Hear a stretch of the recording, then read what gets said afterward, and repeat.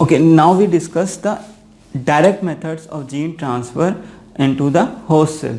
Direct method of gene transfer, that is vectorless. So there are many methods by which we can transfer our desired gene into the host cell directly.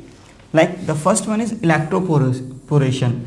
In electroporation, the temporary pores are made in plasma membrane by using the short impulse of electric charge. Like it creates the transient temporary pores in the plasma membrane to facilitate the entry of foreign DNA. So in electroporation, we creates the pore in the plasma membrane by using the electricity or by using the pulse of electric charge, so that our desired DNA can enter into the foreign DNA can enter into the host cell by creating the pores in the plasma membrane. So this is electroporation method. Secondly, we can transfer our desired gene into the host directly by using chemicals like polyethylene glycol. This polyethylene glycol helps our foreign DNA to enter into the host cell. The second method is chemical mediated genetic transformations. In this method, we use some chemicals such as polyethylene glycol. PEG means polyethylene glycol. Polyethylene glycol. That helps in the uptake of foreign DNA into the host cells. And the third one is microinjection. So in microinjection, the foreign DNA mainly enter into the animal cell using needles. So with the help of needles, we directly inject the foreign DNA into the nucleus of the animal cell.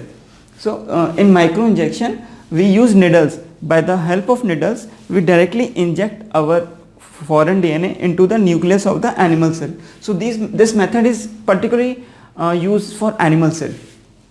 Biolistic method or particle gun method. In this, tungsten or gold particles, these are inert particles. In this, tungsten or gold particles are coated with the foreign DNA and are bombarded with high velocities in plant cell. Usually this method is used in plant cell. In this, tungsten or gold particles coated with foreign DNA are bombarded into the target cell to facilitate the entry of foreign gene. So in this method, the tungsten or gold particles are coated with the foreign DNA, and these particles are inert.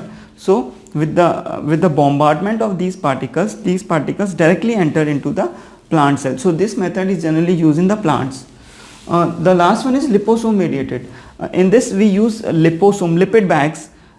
These lipid bags carries our desired gene, and these bags directly enter into the host cell because the plasma membrane is made up of lipid bilayer, so lipid part, and so this lipid bag which contains our desired DNA can easily enter into the host cell because this is hydrophobic.